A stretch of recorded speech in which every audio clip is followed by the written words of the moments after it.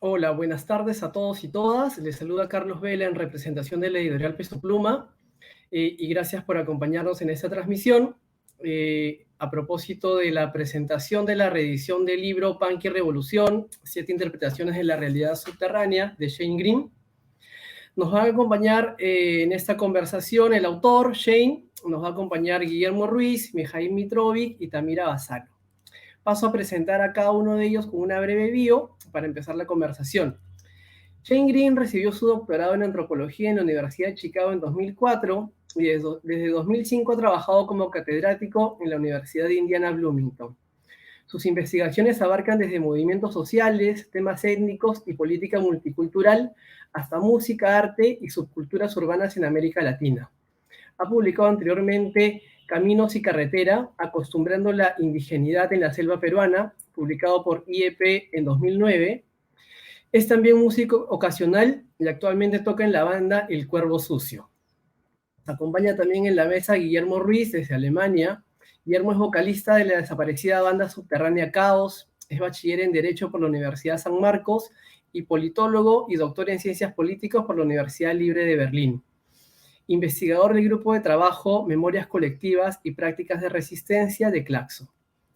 También nos acompaña Mijail Mitrovic, él es antropólogo y crítico de arte, es docente de la Facultad de Arte y Diseño de la Universidad Católica del Perú, donde coordina el área académica de teoría e investigación.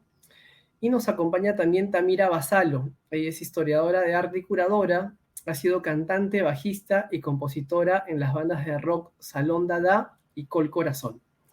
Gracias a todos primero por aceptar la invitación para presentar el libro y empezamos con lo mismo. Como primer bloque queríamos conversar exactamente del libro y ahí quería referirme al texto de Contra, cedido gentilmente por Víctor Vic. Me permito leer una estrofa muy chiquita. Él dice, este es un libro punk, un libro subte, un libro transsubculturizado para los más exquisitos o atorrantes. Un libro que se ha propuesto reconstruir una historia altamente disonante desde una enunciación riesgosa. Su lenguaje es subte, pero no deja de ser un discurso académico. Su sensibilidad es anarca, pero su convicción es la de un marxismo que quiere renovarse. Su enunciación es del norte, pero se ocupa del sur. Justamente en ese sentido, Shane quería abrir la conversación hablando un poco sobre la historia de la movida subte y cómo tú, un gringo, como tú mismo te llamas, se acerca a este movimiento subterráneo en Perú y se atreve a investigar y a escribir al respecto. ¿Estás en mute? Sí, ya, ahora sí. Hoy, muchas gracias, Carlos, por la presentación. No es tanto que me llamo gringo, sino es que no me queda otra opción, me parece, ¿no? En el mundo que vivimos.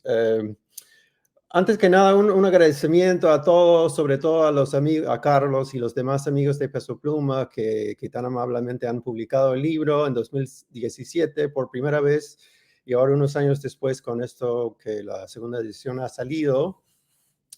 Y los tres amigos que tengo acá, Guillermo, Mijael y Tamira, que cada uno los conozco hace años en diferentes espacios, y los he conversado de este tema y otras cosas durante hace ya muchos años, ¿no? Entonces, muy agradecido con su presencia, su participación, ilusionado con escuchar todas las cosas que quieren decir o mandarme a la mierda o lo que sea. Y obviamente todos ustedes, no sé si son 5 o 50 que nos están siguiendo en Facebook, pero un saludo a todos los que nos pueden estar acompañando ahí también. No quiero ocupar el espacio tanto acá al inicio, sino como que pasar lo más rápido posible a los otros comentaristas a ver qué quieren plantear como temas para debatir o para poner en la mesa. Pero tal vez como a manera de introducir la cosa, podría dar una breve historia de cómo surge el libro. Como mencionó Carlos, soy antropólogo y antes de pasar a esta etapa de investigar y escribir sobre la movida subterránea, había pasado en realidad muchos años en la selva peruana con los Awajún de la selva norte sobre todo. Y al pasarme un poco a un tema mucho más urbano, mucho más limeño, y de cierto sentido mucho más mío, entre comillas, porque me identifico bastante con las experiencias punk, sobre todo los de los años 80, ya que yo crecí acá en Estados Unidos escuchando música hardcore y punk de esos años, no de la música peruana, pero de otros digamos, casos en Estados Unidos, Inglaterra. Entonces fue como, más o menos como, entre comillas, un descubrimiento muy positivo, muy alucinante para mí, saber al fin, más o menos en 2008, 2009, que había existido una escena de música y arte contracultural, y justamente en el contexto del conflicto, ¿no? El conflicto armado. Y fue básicamente ese, digamos, ese diálogo, esa relación ambigua, compleja entre una escena subcultural, contracultural que se dio, pero en pleno guerra, que me dio mucha curiosidad, ¿no? Y que básicamente me impulsó para comenzar con el proyecto.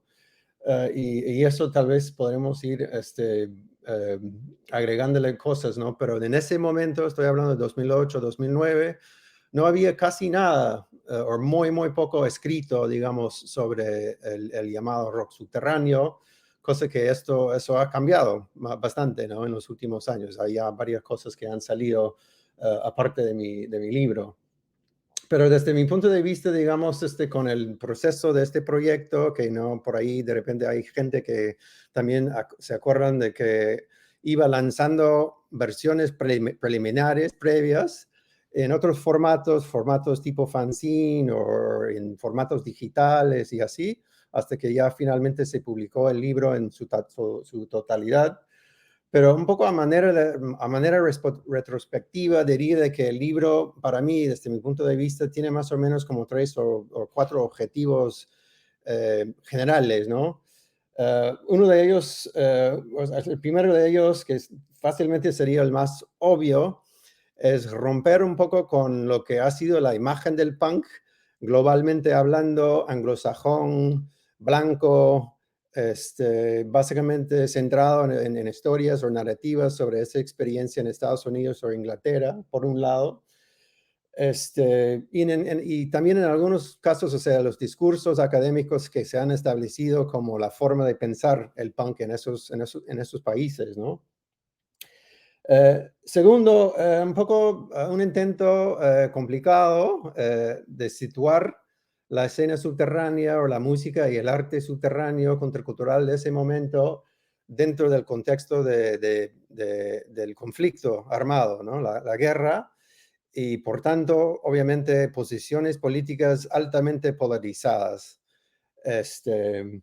Que ya da otro enfoque en lo que se propone a nivel de lo que es la política, cómo se puede leer o interpretar la política de expresarse como punk en el contexto peruano, ¿no?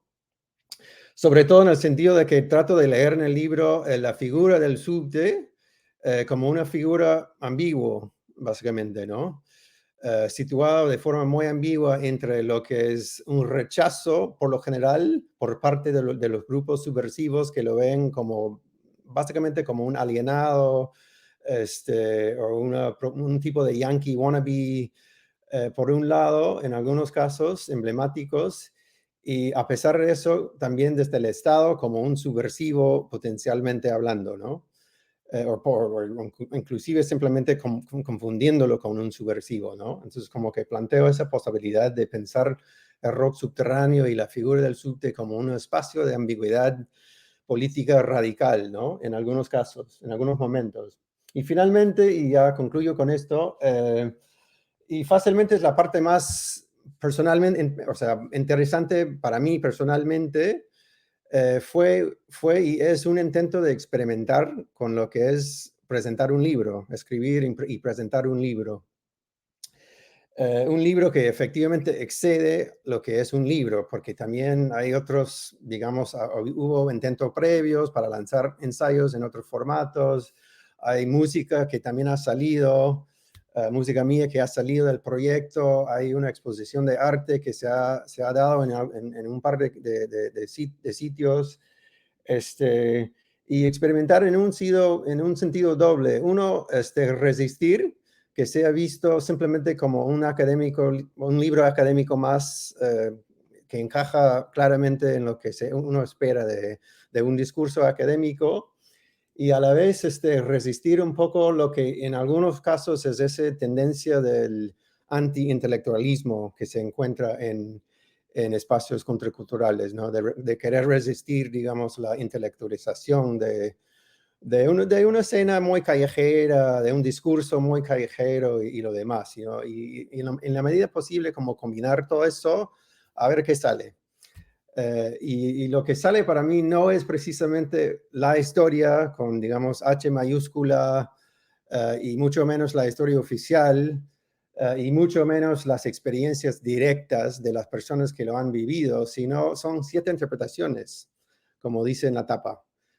Interpretaciones definitivamente mías, si bien inspiradas por todo eso, ¿no? O sea, las fuentes que hay, las experiencias que me han contado, las memorias que me han compartido, y jugando un poco también con, digamos, la juxtaposición entre el presente y el pasado, porque por más que se supone que es un libro sobre el pasado, el presente está presente en el libro, ¿no?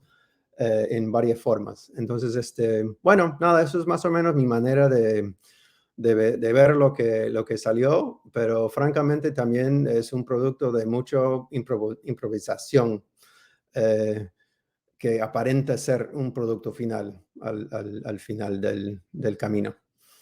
Y nada, cierro con esto y lo paso el micro a quien, a Tamira, creo, ¿no? Sí, correcto.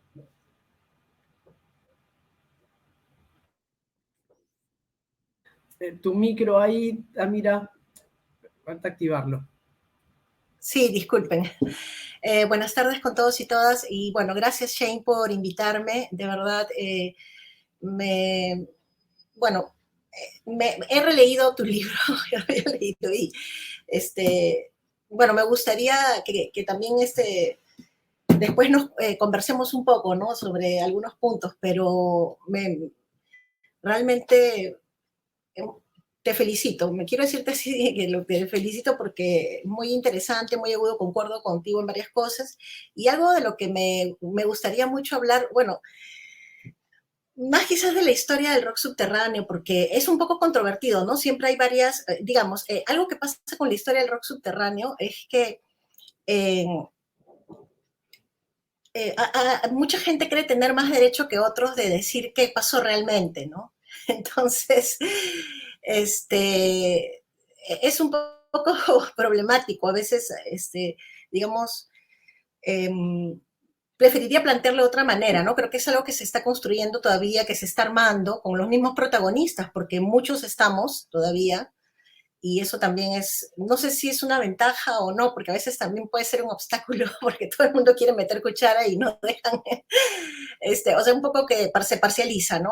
Cada historia es una parte, ¿no? Pero al margen de eso y de que cada parte es una pieza y también hay que escuchar a cada quien y es válido, me parece que hay unos puntos que son muy interesantes y me gustaría, por ejemplo, empezar con uno, ¿no? Que es cuando hablas de María Teta y sobre su rollo, que digamos que era un poco, no un poco, era algo cómico, trataba de ser algo divertido y eh, que no era muy entendido ese humor, ¿no? Y ese tema es bien importante, parece mentira, pero es bien importante, porque esa falta de humor eh, traspasa muchas cosas, no solo es el problema con María Teta, ¿no? Sino que había un exceso de tomarse muy solemnemente y muy en serio cada cosa que se hacía, y quizás no, yo no creo que era para tanto, ¿no? O sea, y de ahí viene también, por eso creo que algunas posiciones de deslegitimar a algunas personas o miembros o gente, grupos de la escena, ¿no? Como no es, o sea, hay esta cosa de yo tengo la verdad y los demás no, ¿no? Entonces, eso también me pareció interesante, ¿no? Y bueno, algo sobre lo que estaba reflexionando también ayer sobre el histrionismo de María Teta, ¿no? Y que esa es una de las razones por las que mucha gente de la movida, ¿no? Digamos que la menospreciaba, ¿no? Porque les parecía guachafa, qué sé yo, ¿no? Y me puse a pensar y me acordé así que, o sea, otros miembros varones de la movida hacían cosas, ¿no? Por ejemplo, Denis se pintaba la cara, Denis, o Miguel Ángel cuando hubo lo de la feria del hogar y quemó la bandera, hizo todo este show, y nadie les pegó por eso, ni nadie pensaba que eran guachafos, ¿no? Entonces también hay un factor ahí de machismo en eso, yo sí sigo pensando eso, ¿no? Y bueno, eso me parece que sería interesante profundizar un poco más. ¿Cómo ves tú esto de la falta de sentido del humor en todo caso, ¿no? En la movida. Y bueno, ese sería el tema que a mí me interesaría por el momento y como habíamos estado un poco también conversando antes, el tema ¿cómo se llama? Por ejemplo, ¿no? La presencia de Jorge Revilla o Coco Revilla, no lo mencionas en tu libro, pero tiene un poco que ver también con el tema del machismo, ¿no? Y no sé, podría ser un tema que también, si les interesa, lo podemos tocar, ¿no? Pero en cuanto al libro propiamente, bueno, me parece muy agudo. Me gustaría a mí saber cuál es la parte que disfrutaste más escribiendo, ¿no? Por ejemplo, ¿qué te pareció más interesante? Porque de hecho que cuando investigas un tema hay partes que te pueden, no sé, generar como una empatía mayor, ¿no? Más especial. O es en general hacia todos los temas del rock subterráneo y, bueno, en fin, eso, ¿no? Para empezar, digamos, la conversa y calentar motores. Shay, sí, ahí pasas a responder los comentarios de Tamira para no perder el hilo y luego pasamos a Guillermo. Ya, ok, bacán. Sí, pues, o sea, la cuestión de falta de humor, ¿no? De sentido de humor. No creo, como tú dices, no creo que sea necesariamente eso, aunque sí me acuerdo, o sea, a lo que voy es que es una falta de sentido de humor feminista. Es decir, su forma de hacer bromas, de ponerse en plan, de hacer un performance cómico en el escenario, no siempre, pero el 80%, 90% de las veces tenía que ver con su, entre comillas, rollo como mujer, ¿no? Que se puso ahí precisamente para criticar toda la hipocresía de una escena lleno de hombres, básicamente 95% de hombres, y la mayoría de ellos sin la capacidad de una autocrítica. Es decir, tenían bastante crítica sobre la sociedad peruana, sobre las cuestiones de clase y qué sé yo, pero cuando ya se trata de una autocrítica sobre su propia masculinidad, su propio, digamos, género, precisamente, ya no, pues, o sea, no creo. Entonces, o sea, concuerdo contigo que tiene que ver con eso precisamente, un sentido de humor que se basaba en una propuesta de lo que yo llamo en el libro una especie de feminismo punk, ¿no? Punk feminismo, básicamente, ¿no? Pero digamos también lo que dices, el elemento performativo de lo que ella hacía también era muy pronunciado, ¿no? Entonces, claro, o sea, dependía mucho cómo la gente lo leía, seguramente, ¿no? Su nivel de performance de teatro, elementos de teatro y lo demás que metía, ¿no? En cuanto a la pregunta sobre la parte más interesante, un poco difícil, suele ser una cosa que no es donde la otra gente se enfoca, por ejemplo, pero me viene a la cabeza un par de cosas, el capítulo 6, la interpretación 6, sobre situaciones X, que por ahí me han dicho es como el metarrelato del libro, estoy de acuerdo.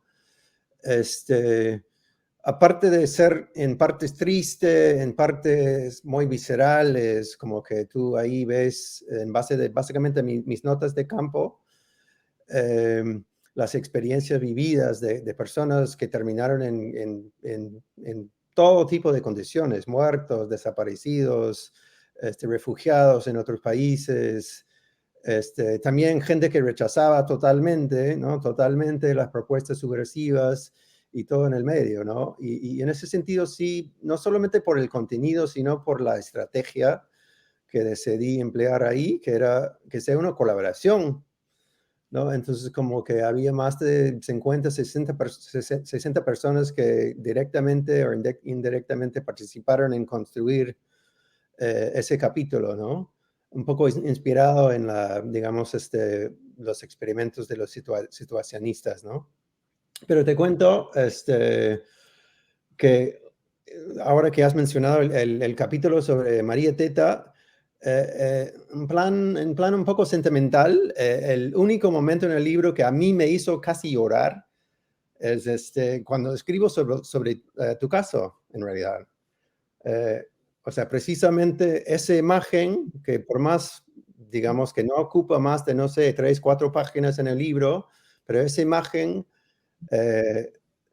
de ti conversando con un colega en la San Marcos que hablaba quechua para que te ayude a practicar el quechua para poder cantar el poema de Arguedas, Catatay, me pareció como que la luz dentro de toda la oscuridad de la movida, del machismo, de la falta de diálogo, de las propuestas de militancia para tratar de transformar la sociedad y todo lo demás. O sea, como que no hubo mucha esperanza, digamos, en ese momento para mucha gente, o en todo caso en cuanto a los resultados que había traído para mucha gente, ¿no? Entonces, como que ese momento sí me generó bastante, no sé, como que una sensación casi romántica de pensar que, bueno, si simplemente nos ponemos a sentar en la mesa y escuchar lo que el otro está diciendo, es una propuesta radical al final, ¿no? Y que sea a través de la cuestión de idiomas y todo eso, pues está por demás, ¿no? Pero bueno, diría eso, ¿no? Como para empezar. Buenísimo, Shane. Le pasamos la posta entonces a Guillermo. Muchas gracias, Carlos, y gracias por la invitación, y también a Shane y a Miguel también por estar aquí contra los intentos saboteadores de torroqueadores mediocres, académicos y músicos. No, primero yo quisiera decir un par de cosas respecto al libro. El libro me parece, de lo que he leído yo, de lo que he escrito hasta el momento sobre la movida subterránea, lo más interesante y logrado. Me parece una investigación bastante profunda en términos de entrevistas y conversaciones. O sea, Shen realmente ha podido, a través de este trabajo de investigación durante años, ha podido realmente captar esencias de la movida, ¿no? Y comprender procesos, ¿no? En algunos casos no estoy de acuerdo con su versión de las cosas, que también lo hemos hablado varias veces, en otros sí, pero en principio valoro mucho también el análisis de clase, aunque no lo resalta, lo hace, ¿no? Un análisis de clase marcando el fenómeno de la movida subterránea en el marco de análisis de relaciones de producción, de poder, hegemónicas, culturales, de propiedad, y eso me parece bastante rico y es el método que también yo particularmente uso cuando analizo un movimiento político o social, y el método etnográfico que le permite dar una voz, ¿no? A los participantes de la movida que no han tenido oportunidad quizás de dar su testimonio, ¿no? Pero al mismo tiempo, ese método etnográfico como que colisiona con otro elemento que lo he hablado con Jay varias veces, es con la historiografía, ¿no? Porque por un lado, claro, yo le decía a Jay en una oportunidad, esto no fue así, ¿no? Y él me decía, bueno, es como yo veo las cosas y es mi derecho a ver las cosas. Le digo, claro, estoy hecho de ver las cosas, obviamente, pero aunque no has querido hacer toda una historia del movimiento subterráneo, alguien que lee el libro y que no conoce qué es lo que pasó, lo va a interpretar de esta manera, ¿no? O sea, esto fue así, ¿no? Y claro, obviamente que la historia es y esa es la razón por la cual yo estoy aquí en realidad, ¿no? Porque hace tiempo Shane me preguntó, ¿y tú por qué no escribes sobre movimientos por tu experiencia? ¿no? Entonces yo le decía, bueno, para mí sería una suerte como de traición, ¿no? Porque nosotros en la movida estábamos contra lo intelectual, ¿no? Los intelectualoides, ¿no? Entonces sería un poco raro escribir yo sobre algo contra lo cual estuve en ese momento en contra, ¿no? Entonces, y sin embargo estoy aquí justamente porque no estoy de acuerdo con muchas de las cosas que dicen otros autores o otros personas respecto al movimiento que no comparto, y para asegurarme he estado teniendo conversaciones con Quique Eutanasia, con Ronnie Descontrol, con Mañuco, Carlos Criminal, ayer con Támira, que me hizo cambiar un par de perspectivas, felizmente, eh, pero un poco para corroborar memorias, recuerdos, ¿no? Y, y entonces yo veo, por un lado, claro, Támira dice que no, que quién es quién para decir quién fue o no fue, pero me parece un poco raro que gente se rogue, digamos, liderazgos, autorías, ¿no? Y un poco raro porque, no sé, gente primero que no sé por qué lo hacen, ¿no? El decir yo estuve ahí o yo lo descubrí, ¿no?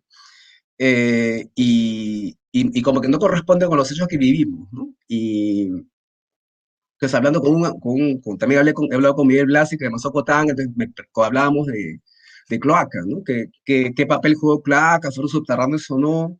Entonces comenzamos a hablar del tema y bueno, entonces llegamos a la conclusión de que merece un análisis realmente. Yo, por ejemplo, haría una periodización del movimiento, ¿no? O sea, el 84-85 cierro una etapa con el desmembramiento de las bandas, ¿no? Y en el 86 empiezo esta etapa en cuyo marco se da también bueno, marcado por la aparición de no muchas bandas, después con la diversificación del movimiento, ¿no? Escena hardcore, escena más punk, neopunk, escena más gótica, dark, y, y a la vez se da en ese contexto de ruptura con los intelectuales, ¿no? Que particularmente, claro, yo tengo una otra visión. Yo en esos años, por ejemplo, yo no escuché que alguien de los NN diga yo soy subterráneo, ¿no? Bueno, quizás Alfredo, por Quintero, no sé, ¿no? Pero, o que Roy Santibáñez o Domingo de Ramos te haya dicho que soy subterráneo, ¿no? O sea, es un poco raro, ¿no?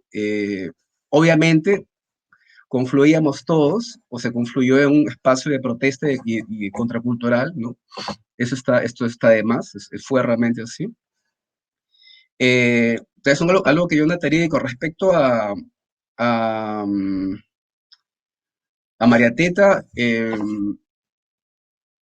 estoy cambiando mi opinión, sinceramente, a partir de la conversación con Tamir ayer y hablando también hoy día con otros amigos. Claro, yo le decía que, claro, el machismo de la escena, en la escena es la que lleva a las agresiones, ¿no? Y yo decía, bueno, pero no solamente era por eso, sino que había una pose dominante, hegemónica, que era el pose de ser cool, ¿no? O sea, tenés que ser cool, ¿no? Entonces por ejemplo, yo le decía ayer a Tamira que no me imaginaba, hoy no recuerdo que ella la hayan agredido de la manera como le agredían a María Teta, ¿no? Pero sin embargo, le doy la razón a Tamira cuando me dice sí, pero igual la agredían y lo que pensaba es que era mujer, ¿no? Porque a otros no agredían. Ahí definitivamente el machismo fue el factor dominante para ese rechazo, ¿no? Definitivamente. Y yo ahora valoro más, y no solamente creo yo, creo que mucha gente valora más la actitud de María Teta, no solamente su mensaje, siendo mujer en ese momento y en un espacio tan macho, sino también en su desmarques con el feminismo burgués, ¿no? Porque, sin embargo, si bien es cierto que pudo haber tenido contactos con grupos feministas burgueses como Flora Tristán o Manuela Ramos, o sea, su propuesta era otra, ¿no? Y su mensaje era más radical y era más, se mandaba en pocas palabras, ¿no? Y eso me parece bastante valioso, ¿no? O sea, viendo sobre todo cómo se han comportado estos movimientos feministas burguesas a través de los años en el Perú, ¿no? Entonces yo rescato realmente María Teta en perspectiva, ¿no? O sea, en ese momento, sinceramente, no veía, digamos, el valor que le veo ahora como haber, digamos, marcado un hito en en participación femenina en un movimiento subterráneo. Es básicamente eso para empezar. Buenísimo, Guillermo, gracias. Y con esto le damos el pase a Mijail para palabras introductorias y luego seguir pimponeando en base a lo comentado. Bien, gracias Carlos. Gracias Shane también por la invitación y la confianza a comentar tu libro. Y es un gusto también estar con Guillermo y con Tami aquí. Tenía primero pensado leer un texto que había hecho, que empecé a hacer cuando salió la primera edición del texto, del libro, pero lo abandoné, ya ahí está. Algún día, Shane, terminaré ese texto. Entonces he hecho algunas notas de lo que me ha llamado la atención en esta segunda lectura.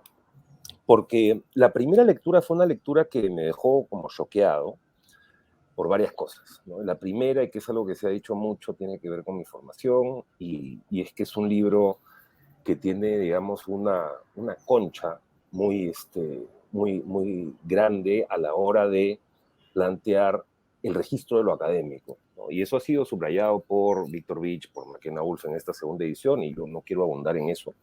Es un libro que sin embargo tiene cosas que me parecen fundamentales en términos de una escritura etnográfica, como ese capítulo de las situaciones X, que ya ha sido mencionado antes, que creo que es una buena forma de resolver asuntos muy complicados para poder ser introducidos en este libro que, como ha dicho Guillermo, a pesar de que Shane no quiere escribir una historia, termina siendo en la práctica una de las historias de la movida subte, no sé si.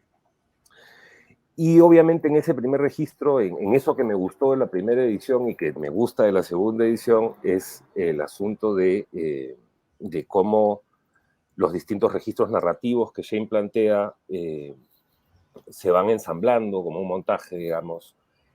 Y al mismo tiempo, algo que creo que le viene de la escritura etnográfica es esta autoimplicación constante en la escritura y en las propias situaciones en las cuales participó dentro de su muy extenso y variado trabajo de campo, cosa que me parece importante, digamos, que volver a subrayarlo, ¿no? Yo creo que ese es un libro que en ese sentido es de mucha utilidad.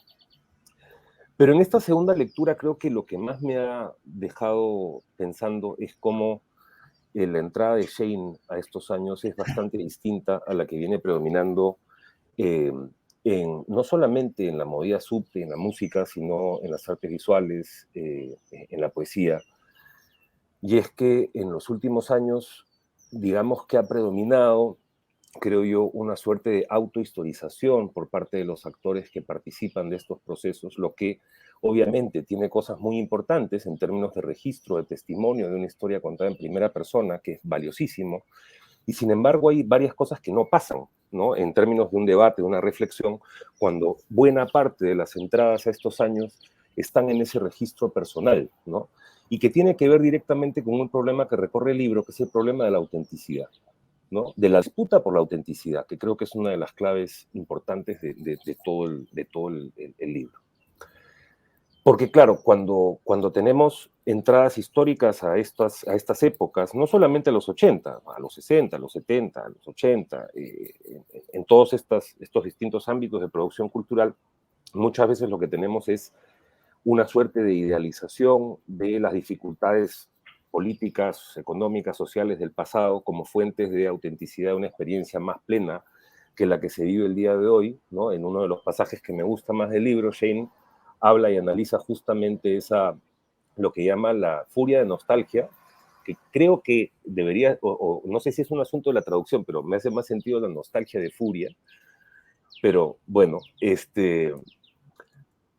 y es uno de los pasajes que me gusta más justamente porque logra captar un poco no solo las ambivalencias de los 80, sino la ambigüedad de los 80, sino que se está preguntando por algo que creo que Shane después no sigue ahondando demasiado en este texto, pero se está preguntando por qué se está mirando la historia del modo en que se está mirando el día de hoy, ¿no? Y hay un pasaje que a mí me parece notable, cuando después de comentar la vuelta de Eutanasia y este concierto en el Averno que termina justamente cuando alguien se cae encima de la batería, ¿no? Y dice Shane, toda la experiencia se vuelve un comentario metatemporal sobre la dificultad, hablando en términos contextuales, de comunicar una furia anarquista antigua en medio de una moda actual que se basa esencialmente en lo nostálgico, y por tanto en un Perú que ahora se define más por el boom del mercado que por el boom de los coches bomba. Yo creo que ese es un pasaje importante en el texto y que tiene una clave que creo que hace falta ahondar más, ¿no? Porque este es un problema cultural que excede largamente a la escena subte, ¿no? Digamos, podríamos decir que es un problema cultural ya identificado por Fredric Jameson en su ensayo sobre el posmodernismo del 84, ¿no? Lo que llama la moda nostalgia, que es una cierta matriz que creo que viene en buena cuenta de la cultura pop, ¿no? Que es también esta manera de mirar o de pensar en los sucesivos revivals como fuentes para relanzar la producción cultural en el presente. Entonces, yo creo que esta cuestión de la nostalgia es importante, ¿no? Y en ese sentido quería pues plantearle un par de preguntas a Shane en ese sentido, ¿no? Porque claro, lo que normalmente pasa en el mundo académico es que la idea de la nostalgia se ve automáticamente en términos negativos, ¿no? Es decir, uno critica la nostalgia, normalmente critica la nostalgia de los otros, además, y lo que hace es señalar a una persona como nostálgica desde una cierta posición realista, desencantada, ¿no? Digamos que estudia estos revivals, estas vueltas del pasado una y otra vez, ¿no? Y claro, ahí pues todos sabemos que esa es una de las dinámicas del capitalismo global, ¿no? En el sentido, ya digamos, hay una amplia literatura al respecto. Digamos que en los últimos años quien se ha puesto más de moda en ese sentido es Mark Fisher, ¿no? Y estas ideas de como el estancamiento cultural del capitalismo global. Pero ahí también sería interesante saber, Shane, ¿cómo piensas tú que esa nostalgia es, digamos, un afecto que a ti también te ha movido en cierta manera a escribir sobre esto? Y en ese sentido, ¿cómo volver productiva esta nostalgia? ¿No? Ahí me pasó también cuando saqué un libro hace unos años sobre el arte y las artes visuales en Lima entre el 60 y el 80 también, digamos que lo que se me criticó fue, me dijeron, eres un nostálgico de esos años. Y ahí yo me puse a pensar que yo había hecho lo mismo, digamos, ver la nostalgia de los demás, pero no había estado pensando e intentando reflexionar sobre mis propios afectos respecto de este objeto del pasado, ¿no? Que además a mí generacionalmente me queda todavía más lejos, digamos. Bueno, entonces, si uno se puede preguntar respecto de la movida subte, el revival subte hoy, ¿por qué exhuman este pasado? Podríamos preguntarte a ti, ¿para qué lo exhumas tú? Y creo que ahí, por ejemplo, el ensayo que acaba de escribir Rodrigo Quijano, Lima 77, sobre donde hace esta cosa creo que bastante novedosa de pensar el espacio social de la chicha en tensión con lo subte, me parece una clave interesante para pensar un poco la dinámica de estos años, también mirando un poco en las fronteras, digamos, hacia afuera de la escena subte, porque las internas tú las has planteado muy bien, ¿no? Creo que Guillermo saludaba el análisis de clase y uno de los tropos centrales de tu libro es pues la frontera de la época entre Cholopancs y Pitupancs, cómo la vas desmenuzando me parece clave, ¿no? Bueno, entonces eso como primeras ideas para darle una vuelta a la cosa. Gracias.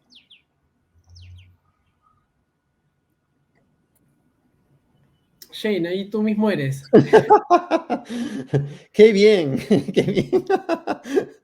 Con tantos comentarios. Bueno, a ver qué tal mis notas.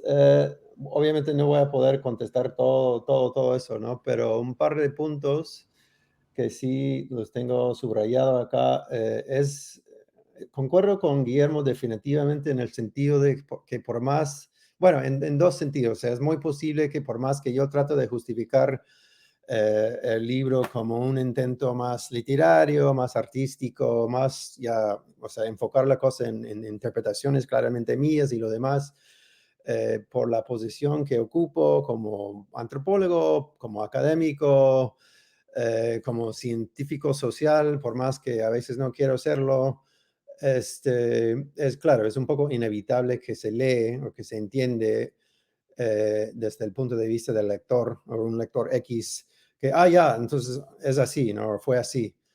Sí, de acuerdo, ¿no? Y en ese sentido tengo que simplemente, no sé, como que tratar de aclarar a la gente que que no es que sea totalmente una obligación de que todo lo que lea ahí sea la verdad. Y para mí eso es, digamos, si no es tan explícito, está bastante implícito en el libro. O sea, es un libro que comienza con un ensayo académico, entre comillas, normal, el primer capítulo, y termina en un encuentro ficticioso, en una borrachera entre Mikhail Bakhtin y Mariátegui, dos personas que nunca se conocieron, que nunca ocuparon el mismo espacio, ni tiempo, ni nada.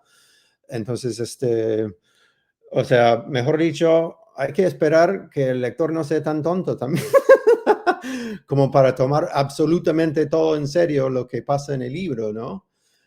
Pero sí, de acuerdo que es inevitable y peor que soy gringo, es el gringo, debe saber, ¿no? Porque, qué sé yo. De hecho, que mil formas en que mi autoridad, digamos, como intelectual, oficial, institucional, afecta la forma en que se lee el libro comparado con, qué sé yo, un fanzine que circula en la calle o en Quilca o qué sé yo, que simplemente no circula más allá de un ámbito muy restringido, ¿no? Entonces, totalmente de acuerdo en ese sentido. Pero a lo que voy es que no sé, pues, para un lector que realmente se pone a leer, ojalá que sea más o menos obvio que estoy tomando bastante licencia creativa con el asunto, ¿no? Pero ojalá, precisamente como tú dices, intentando respetar hasta cierto punto lo que para mí es la esencia, el ethos, digamos, de la movida, ¿no? Y de la actitud, de la forma de pensar, de la misma, digamos, disonancia que se encuentra en los sonidos musicales y las expresiones visuales y demás, ¿no? Pero sí, ojo, o sea, no me tomen tan en serio. Por favor. Y sobre todo, y sin que sea simplemente broma, sobre todo, o sea, en plan también de insistir que, o sea, que para mí sí es totalmente relevante que se expresan las experiencias vividas directamente, ¿no? Por más que son basados en memoria ahora, ¿no? Y en ese sentido diría que todo el mundo también debería ir a comprar y leer el libro de Buco, ¿no? De Carlos Rotondo, precisamente porque es una propuesta casi al contrario, ¿no? O sea, da una pequeña introducción y 200 páginas de testimonio, ¿no? Editado y combinado para contar una historia a la forma en que él quiere contar la historia, pero igual son testimonios propios, bastante, ¿no? Bastante. Y es una propuesta bastante diferente en ese sentido, ¿no? Y de hecho, les confieso que por ahí, que tengo más o menos como 45, creo que entrevistas, y hasta ahora, o sea, hubo un plan para publicar todas las entrevistas en algún sitio en el web, en algún momento, pero fue como que una propuesta de colaboración con un amigo que a veces me acompañaba, a Miguel Ángel, el historiador del Castillo. Hola, Miguel, si estás por ahí. Que no sé si hasta ahora sigue en marcha ese plan, ¿no? Pero para mí sería excelente y ahí sale tanto la posibilidad de digamos, hacer una comparación directa entre lo que se construye en el libro, y lo que, digamos, es una de las fuentes, digamos, que se ha utilizado, ¿no? Como punto de inspiración, ¿no? Que son todas estas entrevistas. Y además, es importante decirlo, además, ver precisamente las contradicciones, no solamente los puntos de coincidencia, sino las contradicciones que salen cuando te pones a hablar con X y el otro X y el otro X, sobre su punto de vista sobre la movida, y precisamente lo que tú señalas, Guillermo, este asunto de quién realmente participó, en qué momento, de qué forma, en el espacio contracultural de ese momento, ¿no? En cuanto a algunos de los puntos que ha lanzado Mijail, y lo que, bueno, venimos conversando un poco en privado también es la cuestión nostálgica, de la nostalgia. Lo que se me viene a la cabeza, y es algo que he sentido creo que hasta ahora de manera muy visceral, pero recién que me lo planteas así en público, la pregunta tan directa, es una nostalgia, o sea, uno de los motivos que ha sido visto no solamente como una cosa negativa o posiblemente negativa en algunos sentidos, sino también como algo que genera nuevas posibilidades, es precisamente porque pensé al momento de decidir investigar este tema y andar por las calles de Lima buscando gente de esa época, realmente sentí que por fin había descubierto mi propio tribu en el Perú. Es decir, o sea, no en todos los casos, hay gente que me odia, pues, de esa escena también, por si acaso, ¿no? Y los podemos nombrar si quieren, ¿no? Ya saben quiénes son. Pero, digamos, en muchos casos, diría yo, hubo una especie de identificación mutua casi al inmediato, ¿no? Cosa que, por ejemplo, desde mi experiencia como antropólogo, les puedo decir que no es así cuando un gringo antropólogo anda a vivir con los Awajún, ¿no? Es una experiencia totalmente distinta, ¿no? ¿Y por qué? Porque yo también había vivido algo parecido, algo similar, pero en un contexto radicalmente diferente, ¿no? O sea, teníamos los mismos puntos, digamos, puntos de referencia musicales en común, ciertamente algunos gustos musicales en común, y de cierta forma como que no, una actitud compartida, ¿no? De cierta forma, ¿no? Una pasión para la vulgaridad, por ejemplo. Cosas así, ¿no? Encuentros de conversación apasionantes, y todo lo demás, ¿no? Y creo que viene de ahí, precisamente. O sea, sentí que, wow, porque en realidad habían pasado muchos años que había dejado la música a un lado, no estaba tocando música, no estaba pensando en música. Había básicamente olvidado de mis propias experiencias como adolescente en este pueblito de mierda en Carolina del Norte, donde descubrí el punk americano, digamos, en esos años, en los años 80, 83, 4, por ahí. Y dije, wow, o sea, ya en estos momentos, 10, 15 años que ando por Perú y recién encuentro que hay punks que han también escuchado esta música desde los años 80, como yo. Entonces, creo que mi propia nostalgia es esa, básicamente, ¿no? O sea, se refiere a mi propia biografía y mi propia experiencia. Y fácilmente es por eso también que el libro es así, y no como que un texto de ciencias sociales así cuadrado, ensayo número 1, ensayo número 2, ensayo qué sé yo.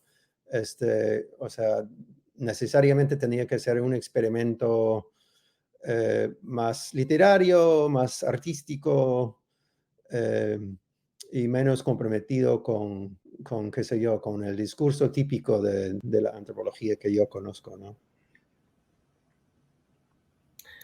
Claro, Shane, gracias. Y algo transversal a las intervenciones de los cuatro ha sido el tema de pertenencia, el tema de clase y el tema de género. Incluso hay un capítulo, el problema del pituco, en el cual se aborda esto, y justo conversábamos previamente y también ahorita sobre quién, cómo se define quién estuvo en la escena o quiénes podrían autodenominarse como subtes y quiénes no. Entonces ahí hay un gran debate que se aborda de alguna manera en el libro, pero igual, como tú bien comentas, Shane, lo que sucede y lo que sucedió no se queda solamente en el libro, sino trasciende al mismo y cosas siguen pasando, cosas van a pasar. Entonces, ahí invertimos un poco el orden de intervención para hacerlo algo dinámico, por llamarlo de alguna manera. Ahí, Guillermo, quería escuchar tus apreciaciones sobre esta parte, el tema de pertenencia, quiénes sí son, quiénes no, tú cómo lo ves, y el problema que comentábamos y ya se abordó, el problema de género y el tema de clases, ¿no? Estoy un poco repensando, sinceramente, mi concepto de pertenencia después de... Yo tengo un concepto un poco más cerrado, digamos, ¿no? Claro, eh, se considera al público que fue parte de, claro, en el momento obviamente que sí, o sea, el público era parte de la mancha y la movida, ¿no? Eso está de más, ¿no?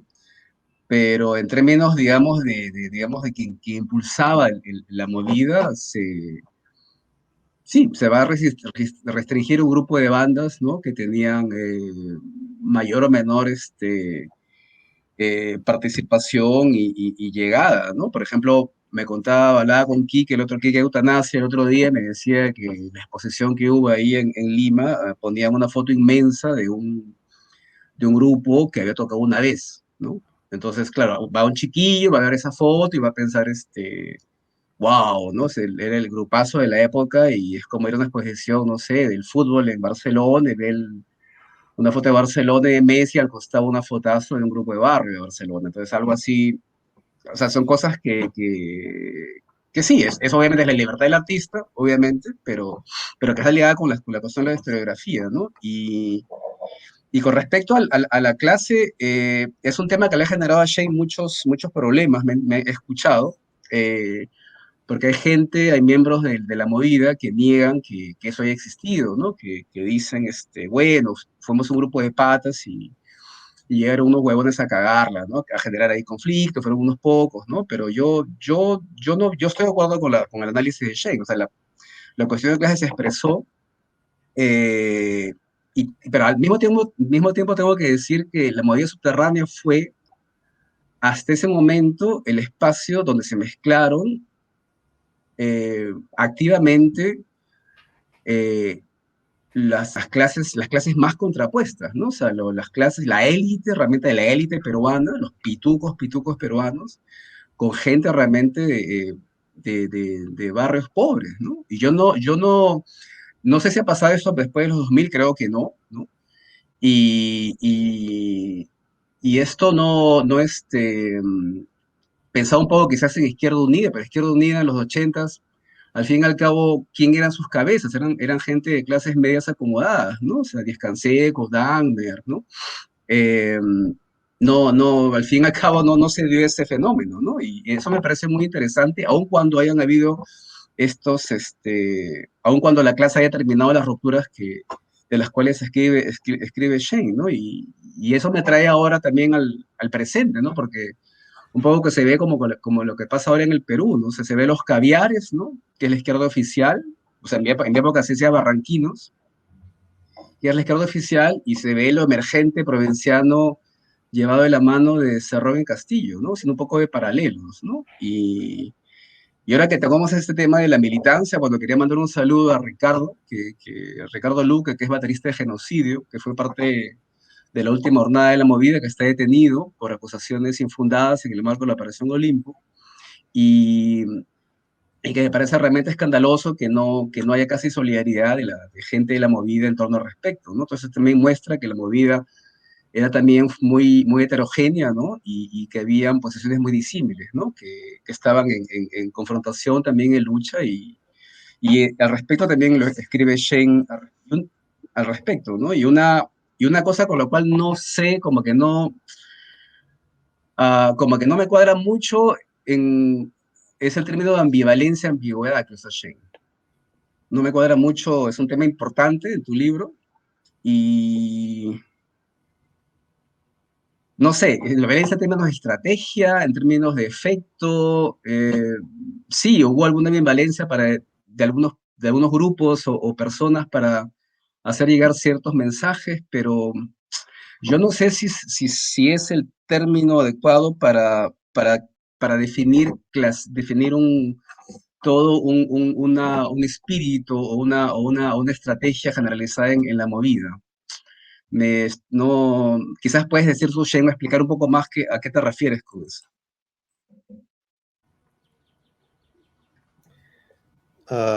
¿Respondo? Sí.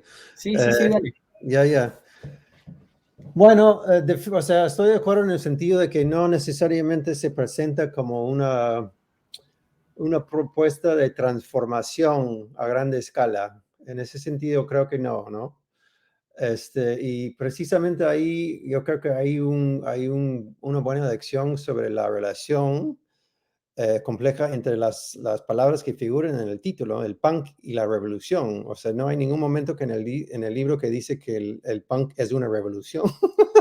Por lo menos en el sentido clásico, el sentido de una transformación a mayor escala, toma de poder, transformación sistemática desde arriba y lo demás, ni desde abajo, desde las masas, digamos, entre comillas, ¿no?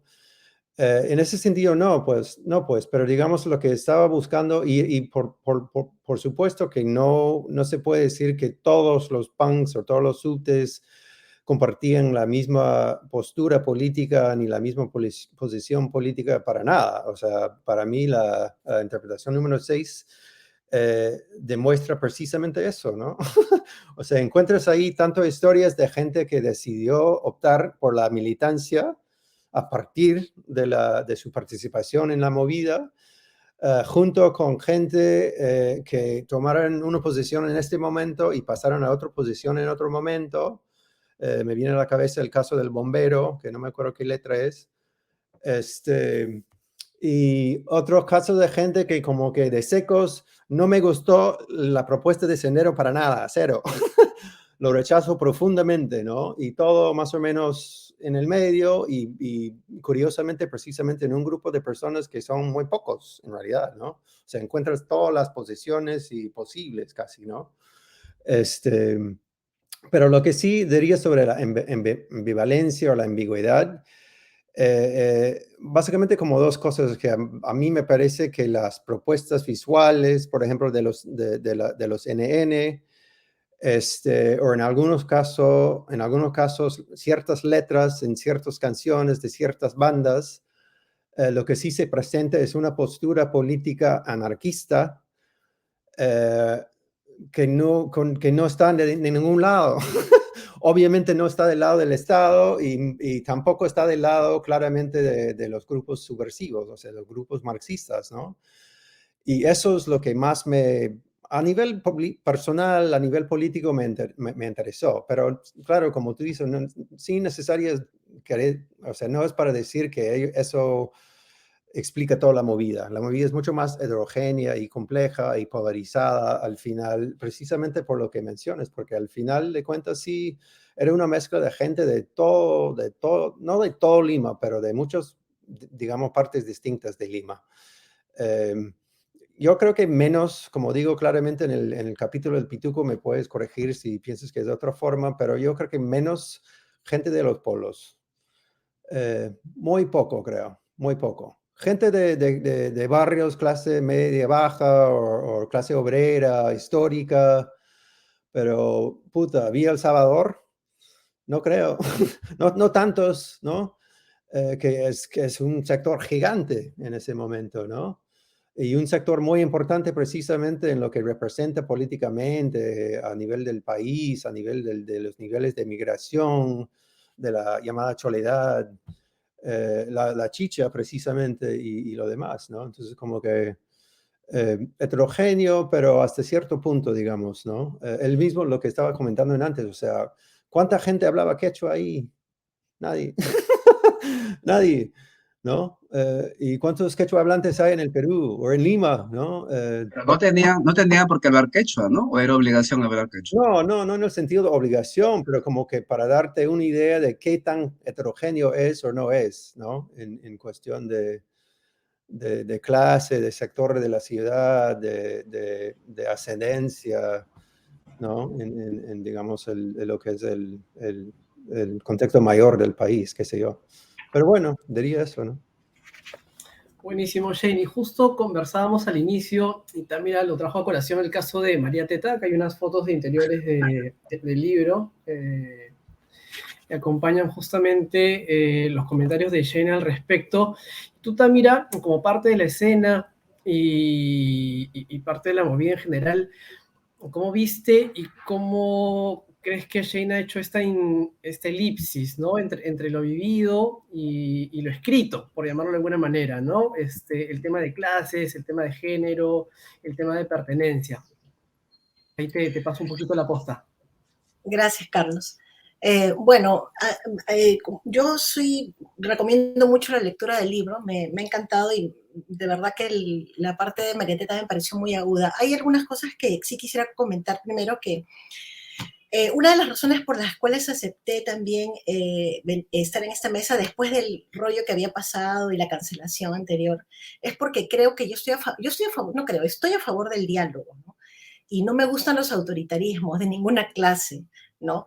Y como parte de eso es que también, trayendo colación un poquito el tema anterior de la historia que se me quedó así como medio suelto, es que el problema, cuando se plantea una historia del rock subterráneo, el problema siempre termina, o bueno, un poco que, no siempre, pero digamos, un punto central es que se habla de la primera hornada y de la segunda hornada y quiénes eran más auténticos, menos auténticos, quiénes eran como los intrusos, o sea, todo este tipo de cosas que a mí lo que me hace pensar en algo que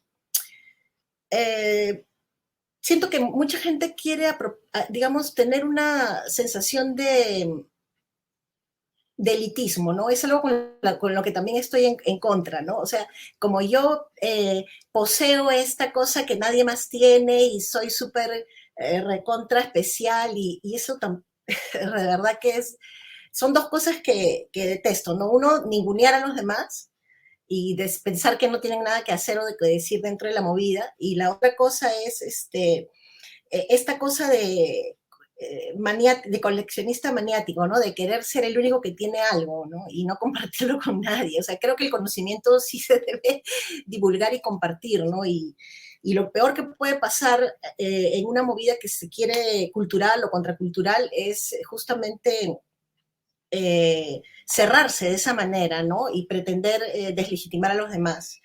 Y como parte de esto estaba pues María Teta, que a mucha gente no le parecía le parecía posera, que no estaba, como que no fuese auténtica. Es una cosa bien extraña, porque yo no entiendo qué cosa es auténtico. En el movimiento subterráneo, casi cada grupo era distinto, o sea que no, bueno, había un montón de grupos hardcore, ¿no? Pero entonces tendrías que decir que los grupos que, por ejemplo, Combustible, César N., que hacía su rockabilly, que no era, porque no era hardcore, ya no era parte de la movida. Entonces, estas cosas son muy, muy deleznables, muy fácilmente se caen, ¿no? O sea, ¿quién es más auténtico que quién, ¿no? Y bueno, en ese contexto, pues también las letras de María Teta, que eran tan confrontacionales, ¿no? Sí generaban mucha, bueno, no dejaban indiferente a nadie, creo, nadie, ¿no? Y había mucha antipatía, mucho rollo, pero también está el hecho de algo que me parece interesante, quizás no lo refleja tanto el libro porque tal vez las personas que has entrevistado, Shane, no lo han manifestado, ¿no? Pero es el tema de la homosexualidad en la movida. Eso no, ya para la próxima, pues, le aumenta algo. O sea, no quiero decir que lo estés negando, pero digo, también tu libro es producto de la investigación que has hecho y quizás no se ha reflejado mucho eso en las entrevistas, ¿no? Y también en parte porque la misma gente en la movida tal vez no lo quiere ver o se ha olvidado, no sé, no, es como el machismo, ¿no? Cuando mucha gente de la movida que tú le dices, había machismo, y dicen, no, jamás, nunca, se rajan las vestiduras, ¿no? Entonces, eso quería comentar, ¿no? Que ya desde el mismo momento, por ejemplo, de que se trata de plantear una historia del rock subterráneo, ya hay un problema, ¿no? Porque la gente comienza a hablar del tema generacional y quién es más auténtico y no. Y bueno, y venimos a hablar luego de esto de la autenticidad. Y a mí sí, como les digo, había un tema que quería comentar y un poco que se me ha ido, pero quizás en un segundo momento lo podamos seguir comentando, ¿no? Pero con respecto a, bueno, y sí, qué pena que lo de María Teta fue muy fugaz, que no se quedó, pero creo que se sigue hablando de ella porque sigue vigente, ¿no? O sea, en su momento ella obtuvo mucha atención, incluso de los medios y todo, porque no era una propuesta más, ¿no? Era algo muy especial, muy rompedor.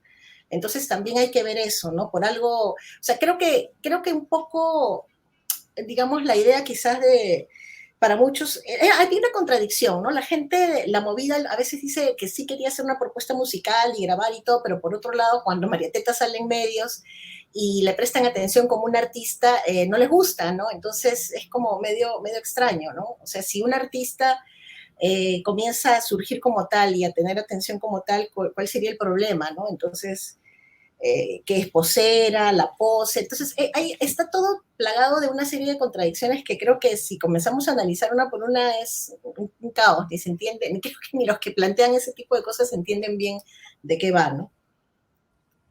Eso, por el momento. Shane, ahí te han dejado tarea para la tercera edición inventada del libro. Sí, sí. ¿Ya? Todo el mundo me ha preguntado, ¿hay material nuevo en la segunda? No, no. Y además no quiero ser ese antropólogo, ese académico que, no sé, que termina en el mismo tema para el resto de su vida, francamente, ¿no? Para decirlo así de forma clara. Pero lo que sí tengo un par de pensamientos respecto a lo que acaba de decir Tamira sobre la autenticidad o la cuestión de la búsqueda constante, la defensa, los insultos y todo lo demás. A veces me pregunto si tiene que ver, o si se podría ver desde la óptica del género musical. Les recomiendo un libro clásico en cuanto a la sociología del rock por Simon Frith, que se llama Sound Effects, que fue publicado en 79, 80 por ahí, hace 1000 años, cuando era una novedad estar hablando desde el rock and roll, desde un punto de vista académico, básicamente. Y en parte haciendo una historia y una especie de sociología del rock, decide que una de las ideologías principales del rock como género es precisamente optar por la autenticidad. En base de en un punto de comparación implícito con otros géneros musicales, sobre todo el pop, por ejemplo, ¿no? Que el pop es puro pose, es puro búsqueda de atención, es puro, digamos, deseo de estar en los medios y ganar plata, bla, bla, bla, bla. Y el rock duro, es eso que resiste todo eso, ¿no?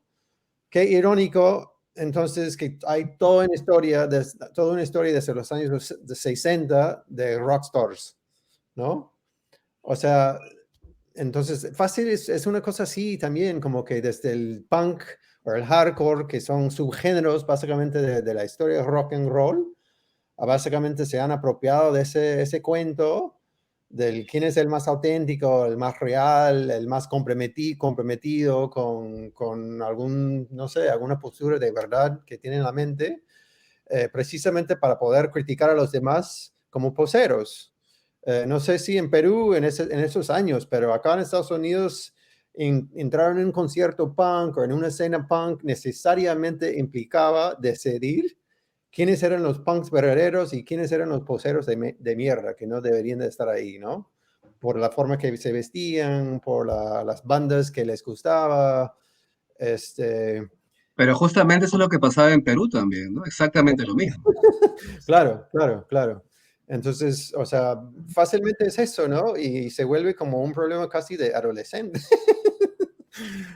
Tal vez, ¿no? Tal vez. Y de hecho que son adolescentes, pues, ¿no? O sea, son gente joven que todavía no han podido madurar, Pero ya no somos adolescentes, Shane, la gente sigue, sigue pasando. sigue hablando de lo mismo. Que ya no. Sí, O sea, sí, creo que no, pues ya hay que ser más tolerante y más, no sé, o sea, sí me parece que esto de hablar de autenticidad, quién es más auténtico, quién más no. Bueno, yo, por ejemplo, particularmente tuve problemas cuando dejé Excomulgados y comencé a hacer Salón Dada, era como, en ese momento fue como mal visto, ¿no? Porque, claro, pasar de un grupo que hablaba de la realidad social y de todo esto, a hacer una música así medio etérea y con unas letras que eran sílabas, no sé, ¿no? Como que claro. a alguna gente no le pareció bien, ¿no? Entonces ahí también entra esta cosa de, bueno, o sea, ¿por qué vas a decirle a otro que es menos auténtico porque su propuesta musical no tiene que ver? Y la otra cosa que también me gustaría mencionar, y bueno, de lo que estábamos hablando con Mito ayer, era que digamos, la movida no solo eran los grupos de rock, ¿no? También estaban los artistas, los poetas, todo. O sea, ¿por qué no considerarlos a ellos también, no? Yo no me imagino pensar que no son de la movida, más bien, ¿no? Eso le decía a Israel, ¿no? Claro. Y por qué esta cosa tan radical de solo un núcleo de que en lo que todos somos iguales y pensamos más o menos igual, no, o sea, vamos a ser los verdaderos representantes de la movida, ¿no? Entonces ahí hay unas cosas un poco complicadas de que cada quien de repente se siente más representante que otro, ¿no? Pero, bueno, no, pues no, eso. Justo ayer estaba bromeando con el amigo Rodrigo Quijano, un poco en privado, que debí llamar el libro 7 interpretaciones sobre unos manchitas de Lima, todos casi de la clase media, que sacan huevadas de cultura. O sea, yo creo que sí es cierto que, o sea, es importante, como ya hemos dicho, ver las divisiones que se establecieron, que se vivieron en ese momento por cuestiones de género, de clase, de dónde vivías, de dónde venías, por también la cuestión de qué tipo de música propones y lo demás. Igual, o sea, sigue siendo una cosa así pequeña, pero aún así heterogénea, ¿no? Um, lo que me ha venido a la cabeza últimamente, en la última semana, que venimos conversando entre nosotros en diferentes momentos, chats privados, conversaciones más privadas, digamos, perdón, es que en realidad lo que está pasando precisamente con esto de uno tras otro libro, que tras otro libro sobre rock subterráneo, es que se ha construido una imagen del término subterráneo como el término que tiene que englobar todo, ¿no? Cuando en realidad podría ser una serie de manchas o grupos interrelacionados entre sí, obviamente, proponiendo diferentes cosas, desde el ambiente de los artistas, propuestas visuales, diferentes géneros musicales o grupos musicales que no todos son iguales al final. Y inclusive divisiones, en algunos casos divisiones en base precisamente de los géneros musicales. Me estaba acordando, está en el capítulo 2 o 3 sobre el problema del pituco, que hay momentos en que se ve que en el hueco se seguía usando la palabra subterráneo para anunciar el concierto, pero en los afiches de la Jato Hardcore lo que predomina siempre es la palabra hardcore. Hardcore trash, hardcore trash, hardcore trash. Y si sigues excavando, encuentras por ahí entrevistas, por ejemplo, hay una entrevista con el cantante de Caos General diciendo que nosotros no somos subterráneos, somos hardcore.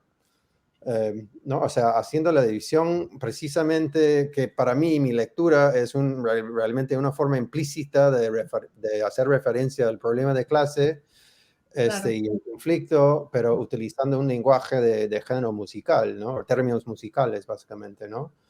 Pero lo que pasa es efectivamente todo se está englobando con un solo término, ¿no? El rock subterráneo, la movida subterránea, cuando en realidad habían otros términos. Estaba comentando a Guillermo justamente ayer de que me acuerdo de una entrevista con María Teta, si no me equivoco, por ahí en 86, le estaba entrevistando a Julio Montero, sobre su propuesta musical, su deseo de cantar y escribir letras y qué sé yo, y empieza a decir que lo que va a proponer es un chongo rock, ¿no? O sea, entonces habían otros términos circulando en ese momento, pero digamos con el traspaso del tiempo y la historia, y tantos libros y documentales y comentarios y qué sé yo, nostalgia y todo lo demás, el término subterráneo ha terminado como el término que tiene que captar todo, ¿no? Cuando no necesariamente es así, pues, ¿no?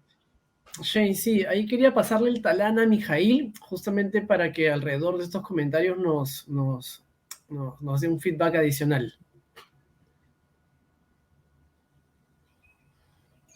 Bien, gracias. Desaparecí un momento, no sé por qué, Sí. pero me sacó de la sesión. No sé si me perdí de algo crucial que si no he escuchado, pues ya no puedo decir nada ahora. Pero habían dos cosas que no quería dejar de recalcar, y un par de preguntas más a Shane que quería hacerle de todas maneras. Una es que algo que me gusta mucho del libro es una cierta imagen que plantea de los años 80, que creo que todavía no se ha terminado de procesar en la discusión, digamos, histórica, en la historia política, etcétera, ¿no? Por ejemplo, en un momento Shane dice que los 80 son, lo voy a citar, ¿no? Dice, un periodo en el que las profundas contradicciones del Perú estaban revelándose violentamente en lugar de resolverse históricamente. Es una idea que parece muy sencilla, sobre todo cuando uno lee el libro y se da cuenta del contenido de la lírica de las canciones, la estética de los fanzines, el trabajo de los NN, etc. Pero yo creo que es una idea muy importante de recalcar porque digamos, todavía está en la historiografía inclusive una cierta imagen de los 80 como un espacio casi que impensable, ¿no? En el sentido de que es el gran descalabro económico, la violencia política y tal. Y yo creo que una de las cosas que la escena subte en su conjunto, siguiendo lo que decía Tamil al respecto en un sentido muy amplio, ¿no? Yendo más allá de las fronteras que plantearon los propios partícipes de la escena, digamos, lo que nos muestran es lo que está diciendo Shane, que me parece una imagen muy apropiada, ¿no? Es una estética muy contradictoria, es un choque de varias maneras de pensar la propia experiencia que se está viviendo en ese contexto, que es muy difícil por muchos motivos. Y yo creo que haría bien, digamos, a la discusión sobre los años 80, como mencionaba hace un rato, ¿no? Que Guillermo también habló de Cloaca, por ejemplo. A la discusión que está viendo el día de hoy sobre todas estas experiencias estéticas en artes visuales, en poesía, en música, examinar un poco más esta idea, ¿no? Un espacio donde se revelan contradicciones que no necesariamente se están resolviendo, ¿no? Y es un gran impasse epocal, digámoslo así. Y creo que en ese sentido hay cosas que uno puede rescatar del libro o que lo reactivan o reactiva la lectura a pensar en el presente, como por ejemplo le decía más temprano a Shane si no había visto ese video de una señora pituca que está diciendo o planteando el día de hoy en este contexto, post elecciones, una nueva genealogía de la noción de pituco, ¿no? Que dicen que, no recuerdo ahorita la cosa, pero es algo así como patriotas, independientes, unidos contra el comunismo, una cosa por el estilo. Y el día de hoy, digamos que la derecha, la clase alta, está también revaluando su propia historicidad y está creando estos mitos nuevos sobre en qué momento se volvieron una fuerza garante de la democracia, de los valores, del orden interno y todas estas cosas que el día de hoy les preocupan muchísimo. Eh, y me pareció muy interesante que la señora lo sitúe en los años 70, ¿no? O sea, la noción de pituco habría aparecido como un frente antivelasquista, principalmente. Yo creo que eso, de nuevo, nos devuelve un poco a la pregunta que le hice a Shane, de por qué exhumar este pasado, por qué revisitarlo, por qué reflexionar eh, sobre qué pasó en los años 80. Y hay otra cita de Shane que me parece importante. No me voy a detener ahora en una cosa que le quería preguntar, pero que tiene que ver con que Walter Benjamin aparece en más de un pasaje en el libro, y eso creo que no es por las puras, pero en un momento Shane dice que la exhumación del caos social siempre corre peligro de ser simplemente enterrada nuevamente como una contradicción que vive debajo de la superficie. Es una idea bien benjaminiana, ¿no? Siguiendo la línea del análisis del libro.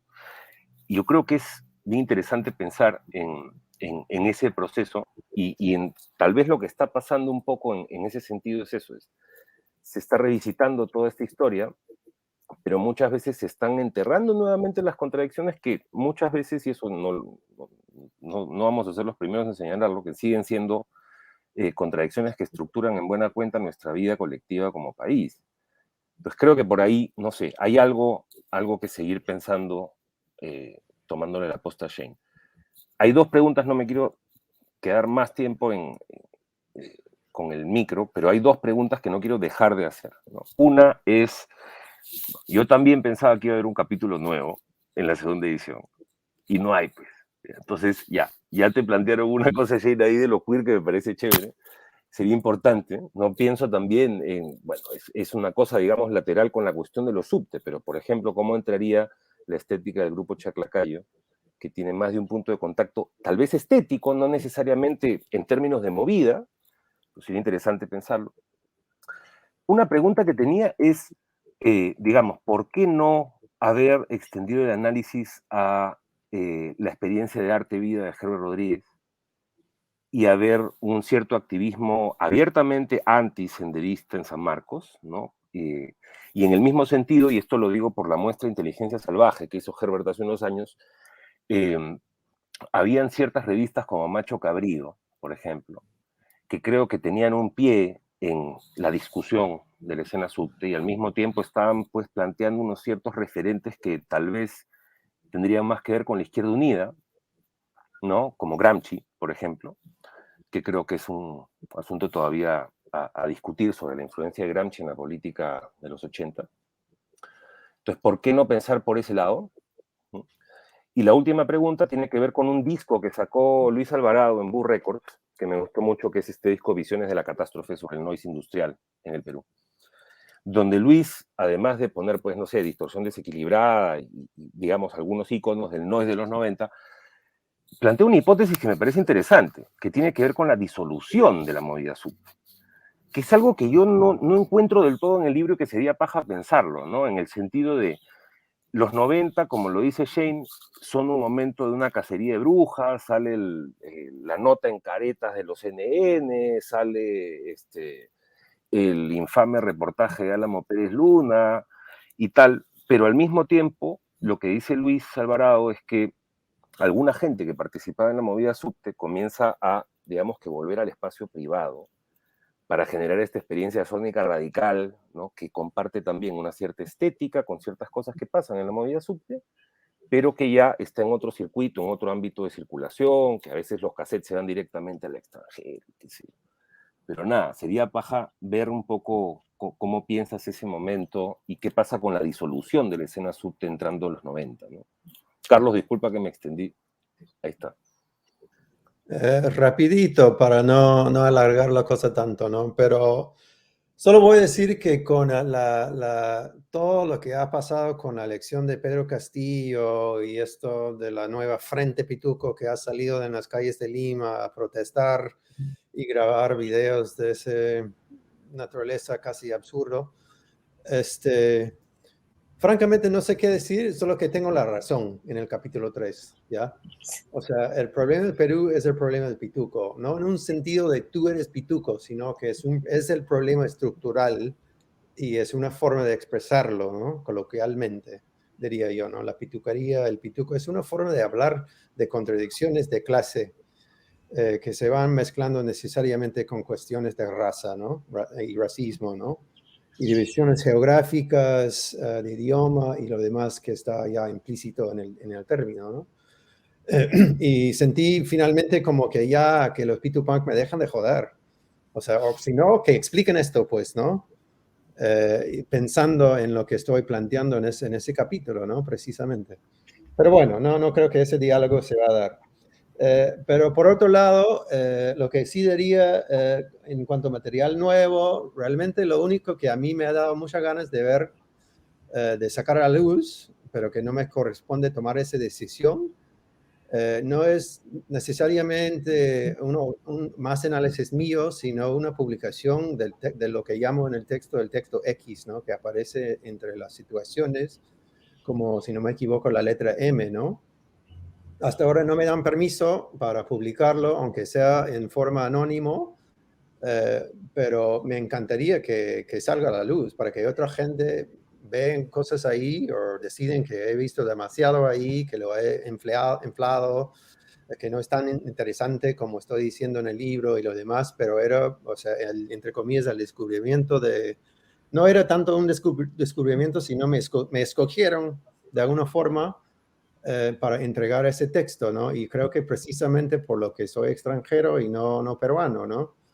Es decir, más, no sé, como que menos probabilidad de algún tipo de consecuencia o que cae en manos de una persona que no debería tener una copia, qué sé yo. Pero ese texto para mí personalmente era fascinante, precisamente porque pasó de ser una cuestión de analizar letras, tapas de maquetas o propuestas visuales, sino era un análisis y una especie de manifiesto, ¿no? Político precisamente, ¿no? Que ya es como pasar a otro estatus, ¿no? O sea, otro tipo de pensamiento, francamente, ¿no?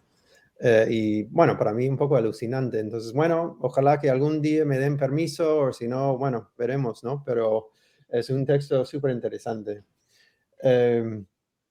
¿Y qué más? Sobre Ebert Rodríguez. Es curioso cuando uno está como investigador y le pasa a cualquiera, a veces las decisiones que tomas en cuanto a dónde vas a poner más enfoque y dónde más y dónde menos, no necesariamente son decisiones tuyas.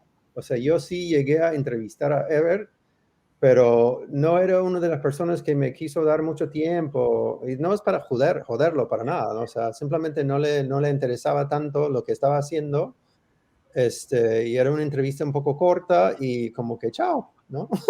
Entonces hay hilos que uno deja por ahí sueltos, por más interesantes posiblemente que sean. O sea, va también por el asunto de la homosexualidad. O sea, había gente mencionando nombres donde se podría, en teoría, explorar esa posibilidad de personas que otra gente consideraba bisexual o homosexual, que obviamente tendrían otra experiencia muy distinta que contar sobre su participación en la movida, pero o bien no eran muy fáciles de encontrar, o no me respondieron, o qué sé yo, ¿no? O sea, son a veces cosas arbitrarias también que establecen los parámetros de lo que haces al final, ¿no? Y como había comentado, porque Guillermo, hemos conversaciones sobre estos asuntos con Guillermo durante ya varios años y me acuerdo muy bien, en un momento me dijo, ya, entiendo, tenías que terminar. Como que, claro, tú podías seguir buscando gente, insistiendo a una persona que te ha rechazado, que no te ha contestado, pero ¿para qué? Pues, o sea, ¿no? O sea, para alargar el asunto y sacar el libro 20 años después, ¿no? Entonces, como que decidí, en un momento ya han pasado 7 años, hay que terminar esta huevada y queda así, ¿no? Pero bueno, tendría eso nomás para compartir. Perfecto, Shane. Y dando paso al tercer bloque, que ya se nos ha ido 1 hora y media como volando, sin querer. Estoy no, cansado ya, güey. No abusar de su tiempo también. Y Guillermo tiene que dormir. Ahorita lo soltamos. Tenemos anotado en este bloque comentar acerca de la mirada en retrospectiva de la movida.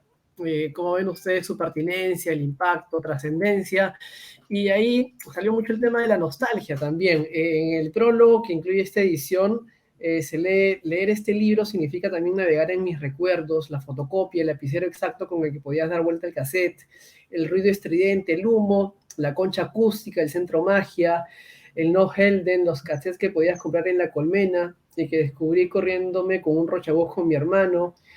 Para mí, leer Punk y Revolución es trasladarme a mis primeros años de estudiante universitaria, a los años de conflicto armado interno, de la crisis económica agobiante, cuando era una joven que apostaba por entender el mundo desde la antropología.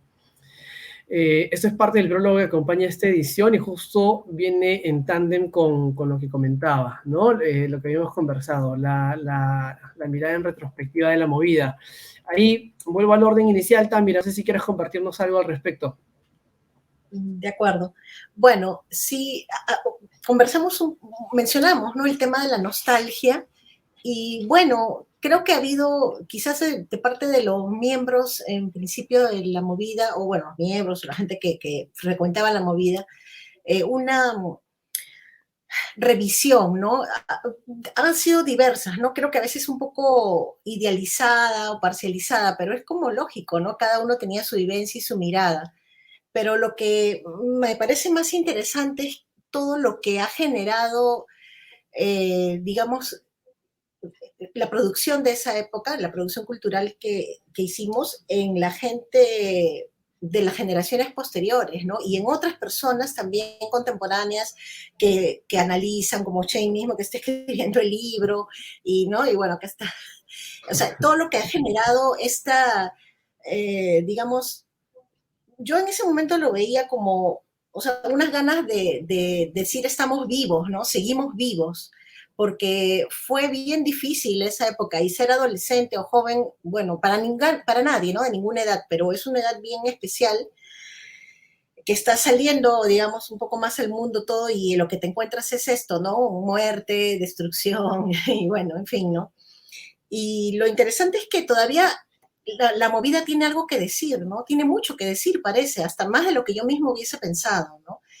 Y algo que me alegra particularmente es que si se puede aportar en algo y darle, no sé, un poco de inspiración a otra gente, para que siga creando cosas en buena hora, ¿no? Esa es una parte que me interesa del rescate, ¿no? Yo no soy una persona nostálgica ni miro las cosas así con mucha ilusión, ni las pasadas ni las actuales, pero no se trata, en mi caso en particular no pienso tanto en una cosa nostálgica, sino bueno, si hicimos esto, que sirva de algo, ¿no? Que sirva de algo y que si hay mucho más que hablar y analizar al respecto, en buena hora, ¿no? Y algo que me parece interesante es que muchos de los problemas de los que habla Shane en el libro, bueno, sí, tienen para rato, ¿no? Porque son problemas del Perú propiamente, el racismo, el tema de las clases sociales y todo, y esto da para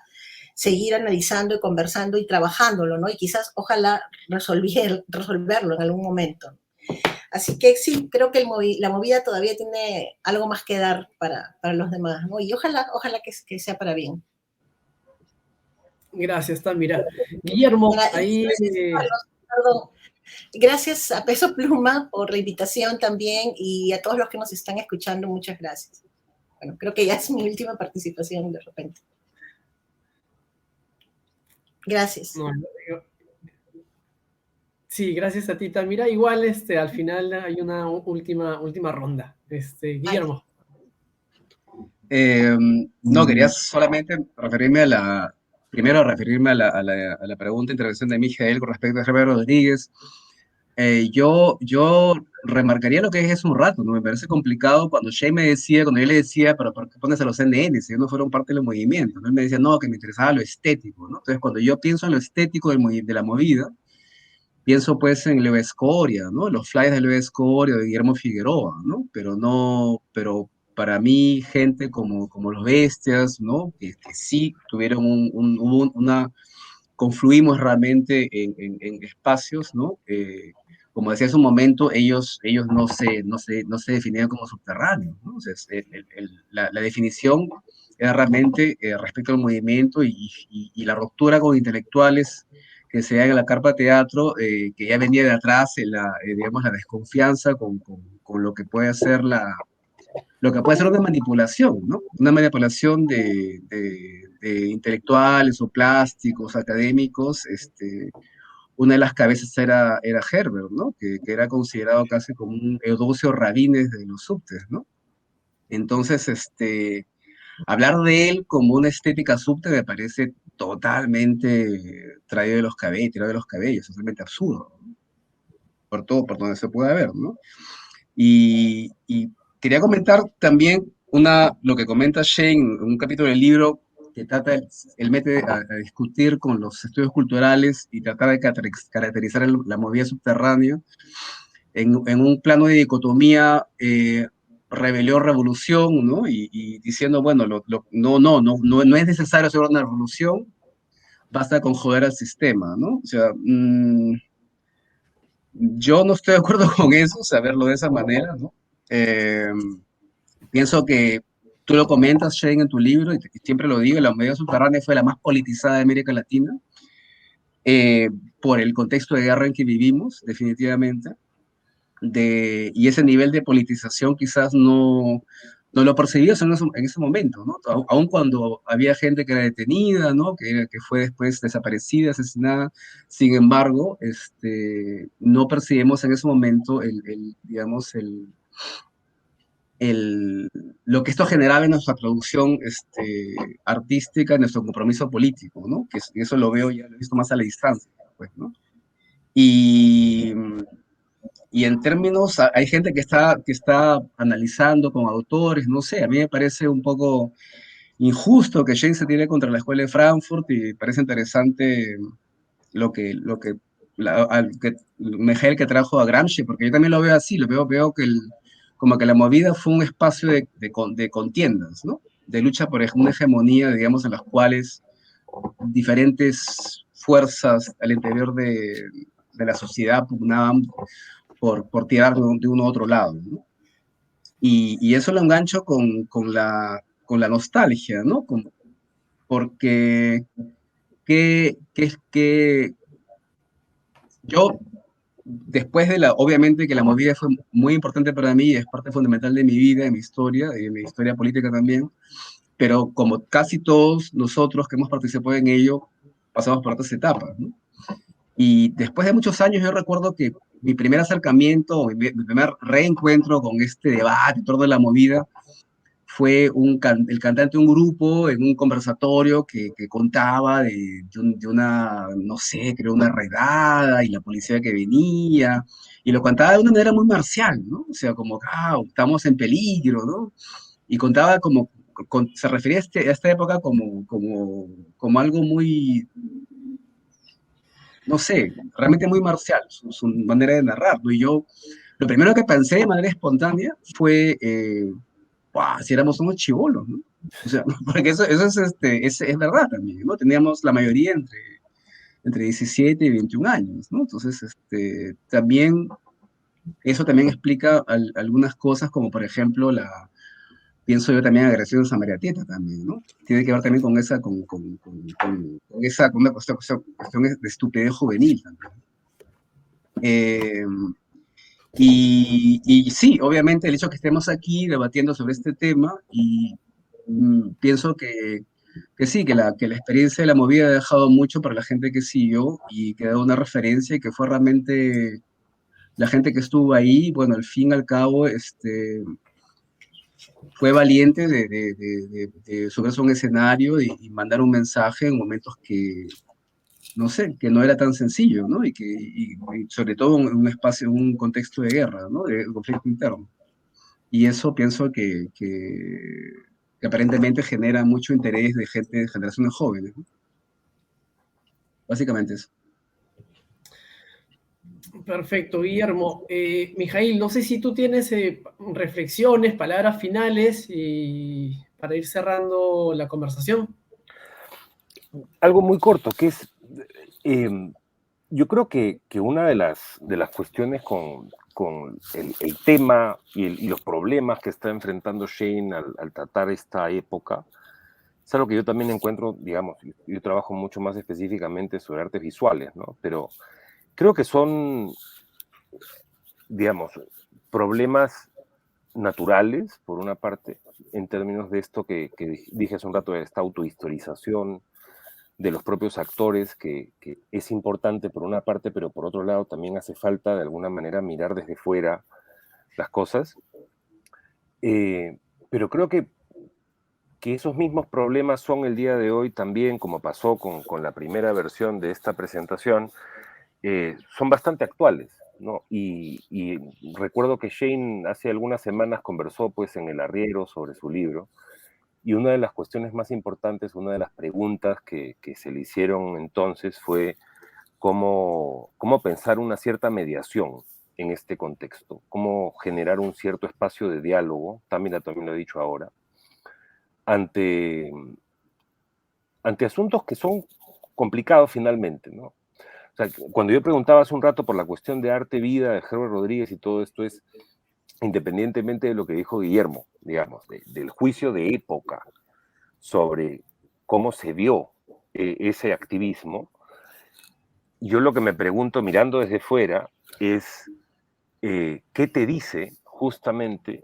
estas ramificaciones o estos quiebres en la propia movida subte y las decisiones que toma cada quien para todos los lados políticos posibles.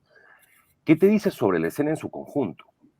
Yo creo que esa es una cuestión importante de preguntarse el día de hoy, ¿no? Tal vez no es ese lugar para quienes formaron parte de la escena. Puede que sí, puede que no.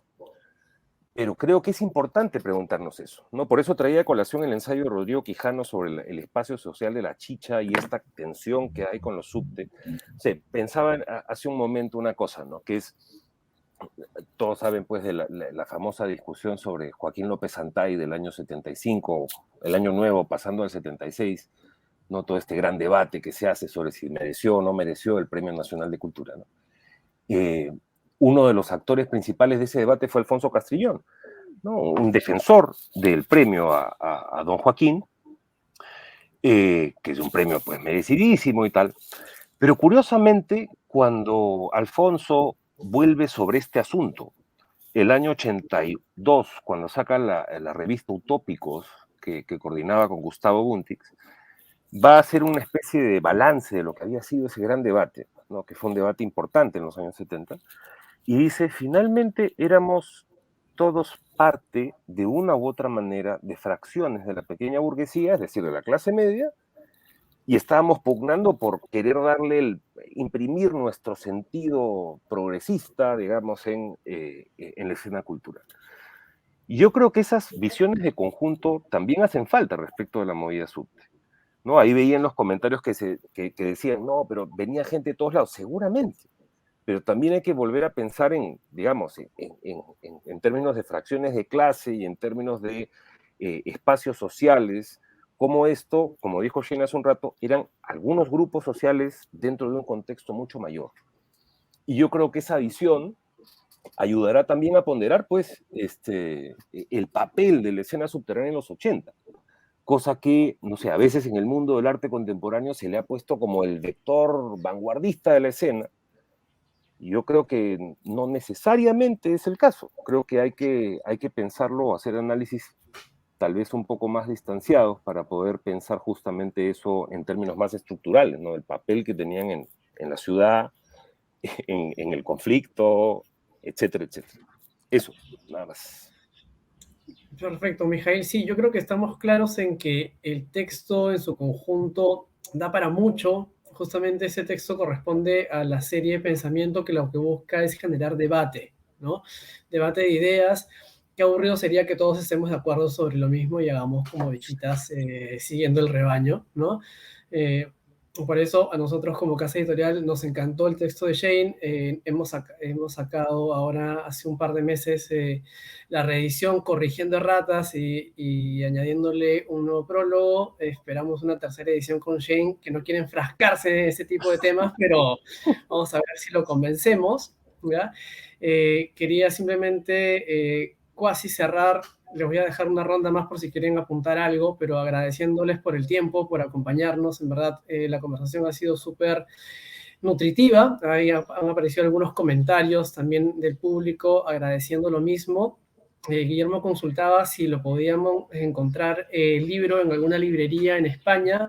Nuestros chacales nos comentan que está en la central de Barcelona, por si acá les lanzamos el centro, y en la fuga de Sevilla. Igual deben estar llegando pronto algunos ejemplares a Madrid, y si alguno estuviera interesado en el título y no está en Perú, escribe a info@pesopluma.net y por ahí les facilitamos la información. En Perú el libro está en cadenas, librerías independientes, ferias. El lunes empieza una feria acá en el Parque Kennedy de Miraflores, ahí también va a estar el libro. Tengo que aprovechar este espacio para el cherry.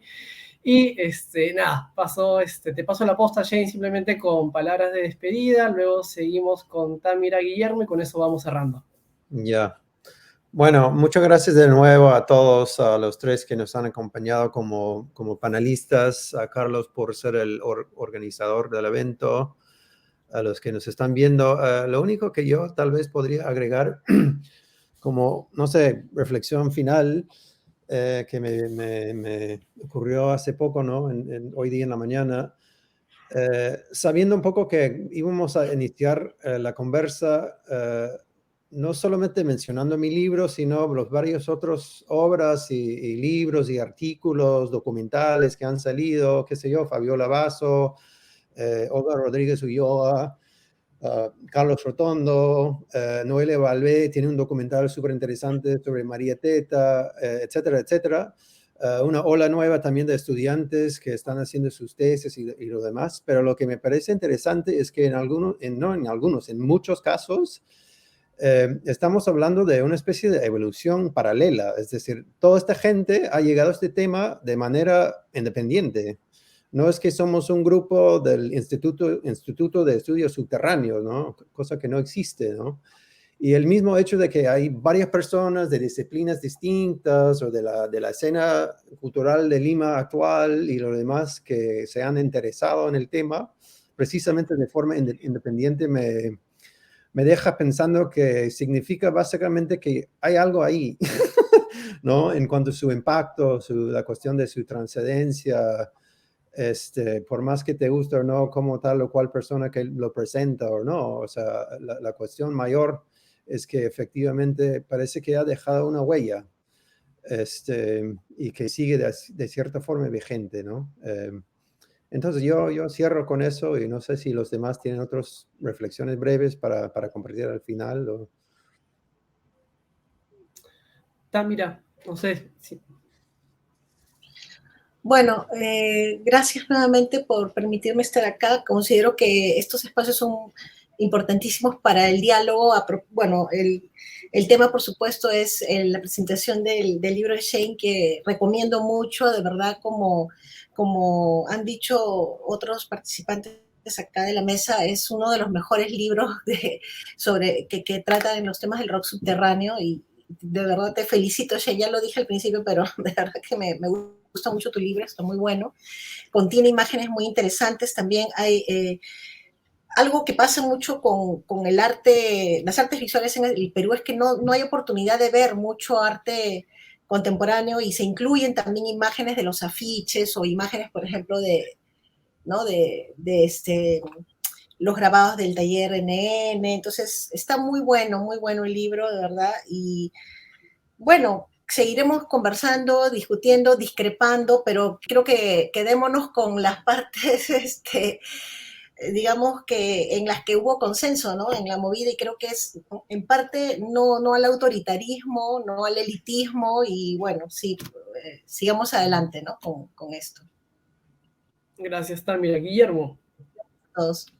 No, otra vez agradecer la invitación y, bueno, otra vez referirme, sí, ¿no? Un poco de darle franela a Shane por el libro, porque me parece importante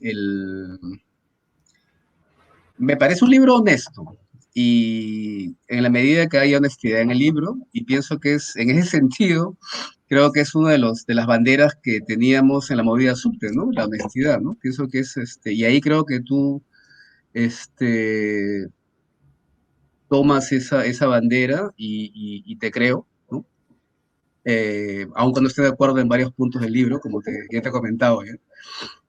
Tanto en la historiografía como en el análisis, pero bueno, eso dará paso a más discusiones, y pienso que lo que más rescato del libro es, al final, es el análisis crítico, ¿no? Y es interesante porque, como pasa en otras áreas de estudio, es un extranjero, ¿no?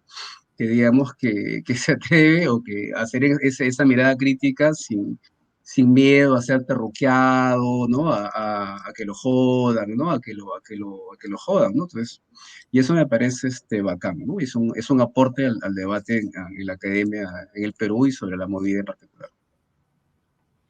Gracias, Mijail. No, nada que agregar, solo agradecerles un montón este espacio. Creo que ha sido una conversa muy bacán, y creo que es importante que se sostenga el diálogo, ¿no? Creo que finalmente esa es un poco la ruta para poder salir de los entrampamientos que estamos viviendo el día de hoy, y a ver, pues, si es que esto se puede prolongar por otros medios, y seguir debatiendo sin prejuicios, sin imposiciones, y sin estar en esta posición, pues, que hemos venido comentando y criticando mucho ahora, de quién es la persona que está autorizada para hablar de ciertas cosas y quién no. O sea, creo que es importante que eso de alguna manera ya sea roto como lógica del intercambio intelectual y amical, ¿no? De pares. Creo que es algo en lo que tenemos que seguir insistiendo. Así que nada, Shane, gracias por la invitación, y un placer estar acá con ustedes, y gracias, Carlos, y compren el libro, que en verdad vale muchísimo la pena. Tamira, ¿ahí querías agregar algo?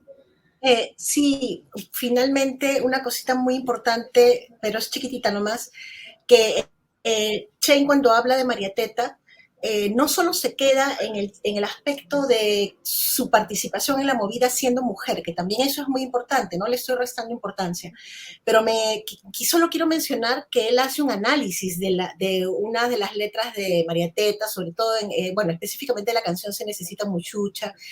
Y bueno, en fin, ¿no? El tema que quiero decir es que, con respecto a la participación de las mujeres, que no solo se queda en en la mención de decir, bueno, fue mujer, participó, y el feminismo, el machismo y todo esto, ¿no?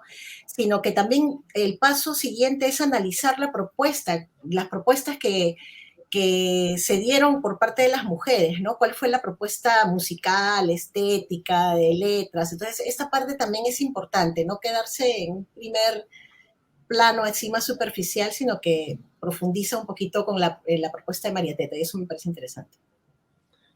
Perfecto, muchas gracias. Yo no quería cerrar sin agradecer. Sí, disculpa, Tamira, creo que ahí te interrumpí. No quería cerrar sin agradecer primero a Julio Durán, que fue quien ejecutó la traducción del libro, una traducción bastante ardua, y a Alfredo Márquez, quien fue quien hizo la composición de la tapa. Como ven los exteriores, es arte de Alfredo. Ambos han sido parte del proyecto, han trabajado en ping-pong con Shane y en este caso con nosotros como casa editorial. Ha sido un chambón, les agradecemos en mi nombre, en nombre de Teo Paloma y de Peso Pluma en su conjunto. Shane, por ahí salió un comentario que esperaban que cierres con una canción del Cuervo Sucio. Cuando presentamos el libro en 2017, hubo concierto, hubo pogo, cervezas de por medio. Ojalá ya no una presentación, pero una conversa nueva cuando estés por Lima pueda gestarse. Y nada, agradecerles a todos los que nos han seguido en la transmisión en vivo, que tengan buen domingo y seguimos ahí comunicándonos. Un abrazo a todos. Chao. Gracias.